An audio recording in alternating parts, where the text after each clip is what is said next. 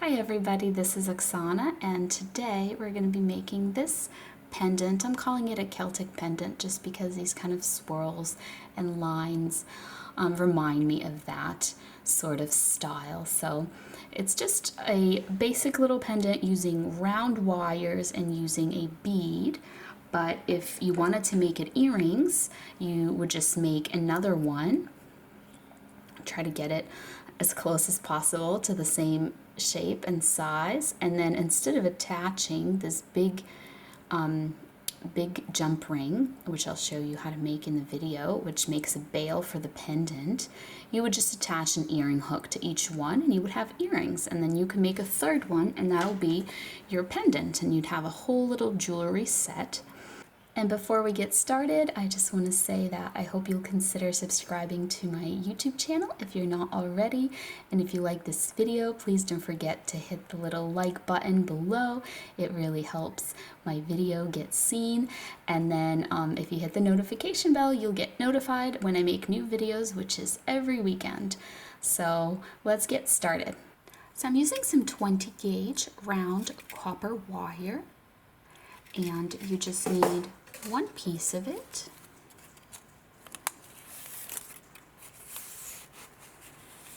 So mine is about 8.5 inches.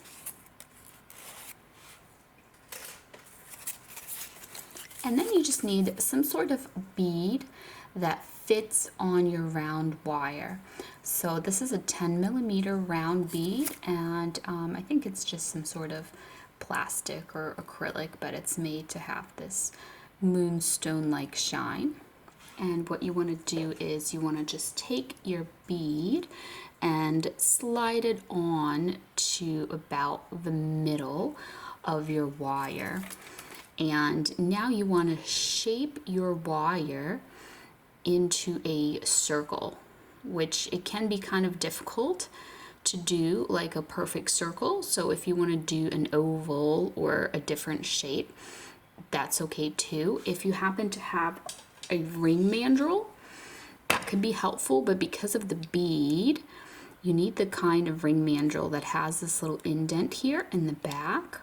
This is just a plastic one. I don't think it has, oh, it does have a brand name on there that I got on eBay, because what happens is the bead will sit in that little indent, and that'll allow you to kind of shape your wires without, if there was no indent, the bead would prevent that.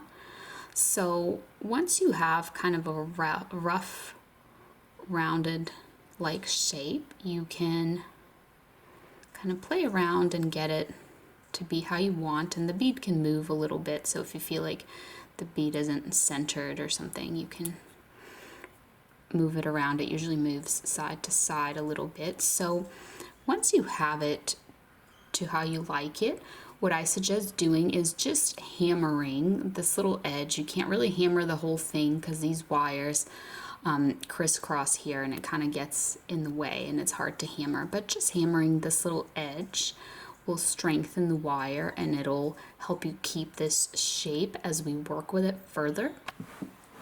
So if you are going to hammer, you need an iron block to hammer on and a chasing hammer.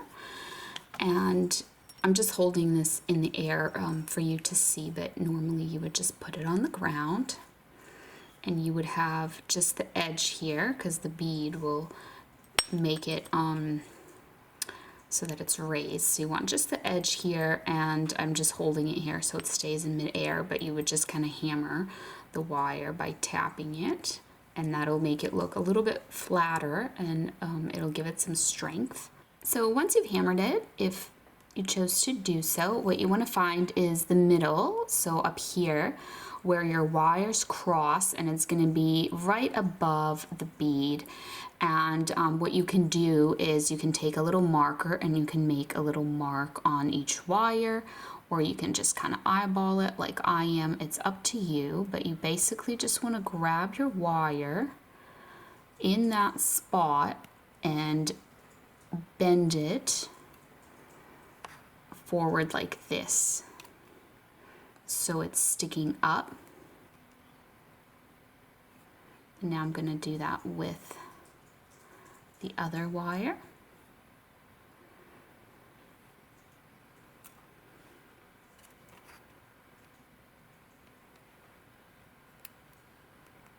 I'm just trying to get a nice sharp bend in there. So you can kind of get in there with your pliers and make that angle of that bend a little bit sharper. So that looks good to me. That looks centered, like the wires are coming together in the correct spot there.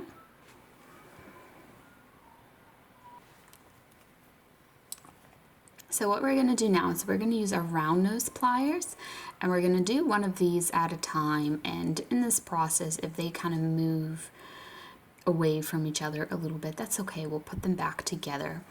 So we're going to do one at a time, and I'm going to do this one here, and we're just going to make a loop. So I'm going to hold here with my pliers. Try to remember at what point on your round nose pliers you are holding so that you can do the same thing on the other side, so that your loop that you make is the same size. So here's my little loop.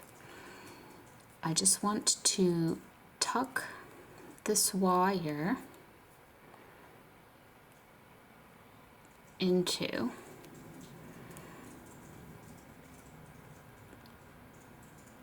through the circle here. So that's okay that it kind of opened up. We'll put it back.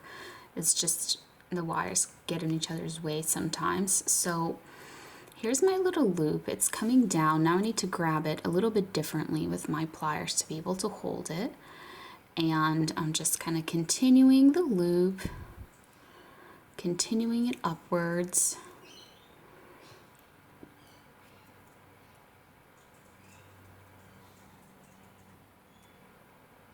And I just want to wrap it around. It might be hard to do because the pliers get in the way at this point, the round nose pliers. So what you might have to do is just grab your regular pliers and see how it's just kind of, it's not really wrapped tightly, it's just really in the air there. So we're just gonna press down on that.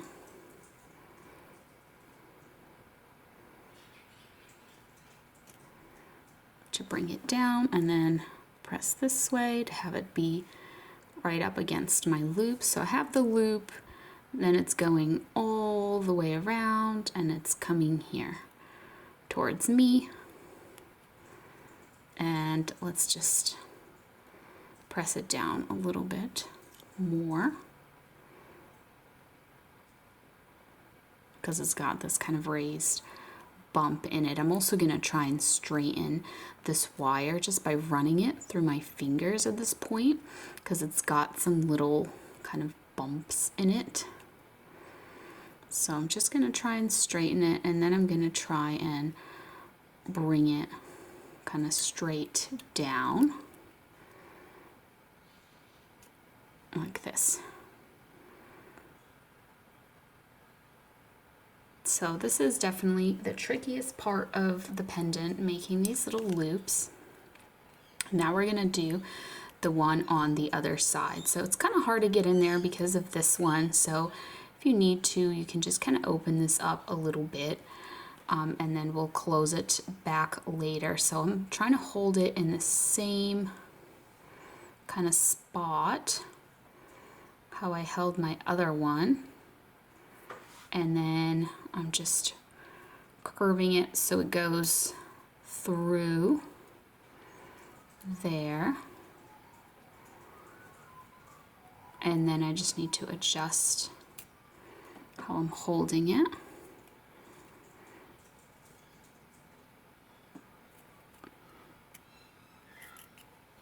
I'm just checking that the loop still looks the same size. And I am bringing it around. And now is where I'm going to use my regular pliers to try and kind of bring that down some more. Let's see here. Just gonna run this wire through my fingers, get those bumps out of it.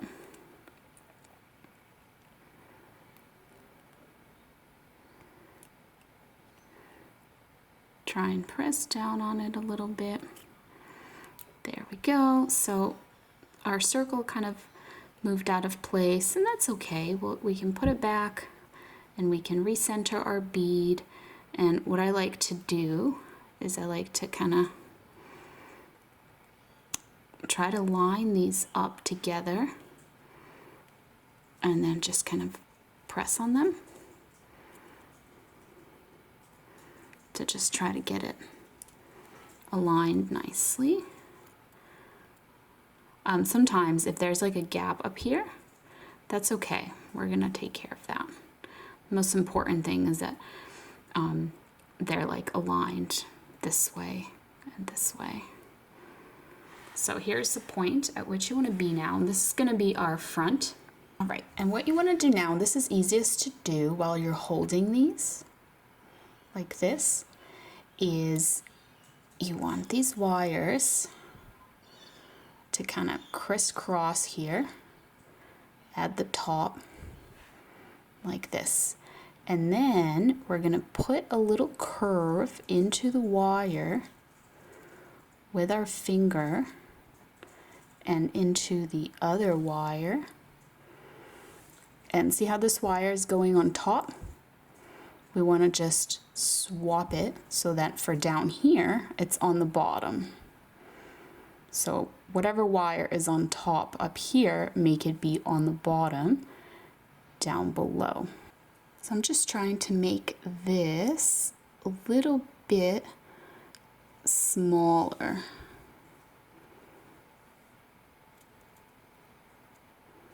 I'm just gonna use my pliers for a minute here because I want it to also be like a little bit rounder.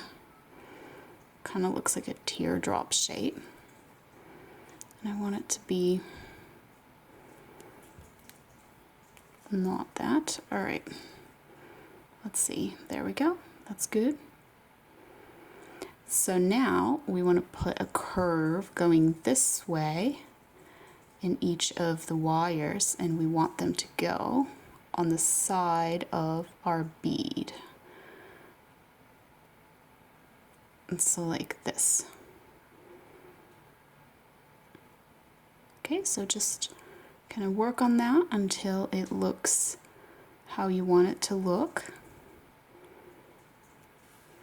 We can let go now of this, and I like to just hold it here now and bend these wires like this. So once you've done that, you do notice that this kind of moves a little bit, and that's fine. You just want to try and get it symmetrical. Like I notice that down here, it's not perfectly symmetrical. And one reason could be that the bead kind of moved a little bit. Oh, the bead's good. So what we want to do now is we want to finish off these wires. Just gonna push down on them just a little more. All right, and to finish off these wires, we're just gonna trim them, but leave yourself a little end.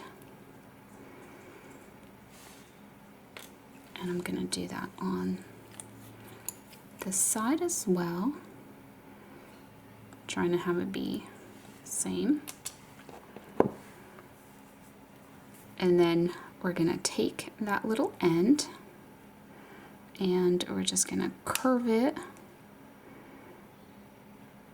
inwards so that it starts becoming like a little loop. And then we're just gonna pinch that loop closed, but don't press super hard down on it yet, because once we do the other one, we'll adjust them and then press them down in place. Okay, so here's my other one. So now I'm going to take a look and see that it's not perfect.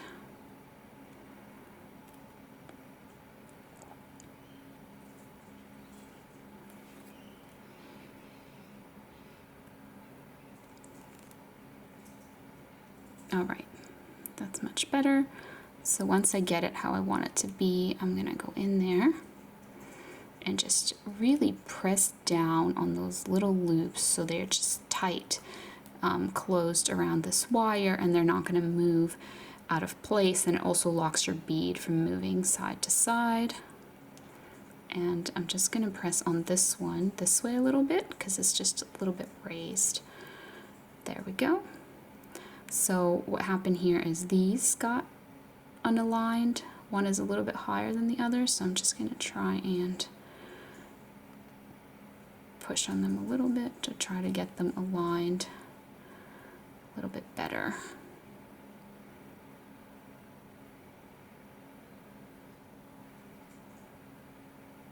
Okay, perfect.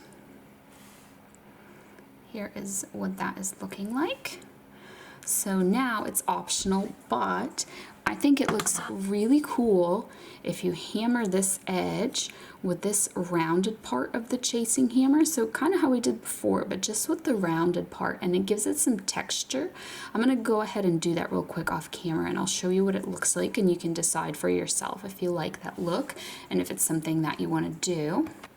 So here's what it looks like once I have hammered, and once you oxidize it, you'll really see this texture come out. Looks really good. So the next thing we're gonna do is we're gonna make a jump ring. You can use your round nose pliers for your jump ring, or if you have bail making pliers, you can use those. And basically what you wanna do is just wrap around the smallest portion here, and you want there to be some overlap like this. And what you're gonna do now is you're gonna take your pliers, and you want this part, this is gonna make a flat edge in your jump ring, to be facing down, and cut this first side here that's on the right like that. And now you want this flat side to be facing the other way, and you want to cut the other wire kind of right next to it, and that will produce a jump ring that has two flat edges, so it'll be more seamless. So what you want to do is you just want to hammer it now. So after you've hammered your jump ring, it'll look like this, and you just want to try to close it up and have there be as little of a gap as possible. Sorry, it's like really reflective in the camera. And once you do that, the way to open the jump ring is to open it side to side like this. That way you're not throwing off the alignment. And we're gonna put it through both of these little loops here on the top. So just put it through both of them, and then go ahead and close it back up. And here's what that looks like. What you can do is you can just kind of move it so that that little edge, that little seam, is not visible because it moved it down, so it's on the bottom. So it'll look like this. So now we need to make another jump ring that will be our bail. And for this one, I'm actually going to use 18 gauge wire. It's still round wire. It's just a little bit thicker and stronger. If you don't have 18 gauge wire, if you only have the 20, that's okay. You can use the 20. And I'm going to do this one here. So the third size up is the one that I'm going to do here.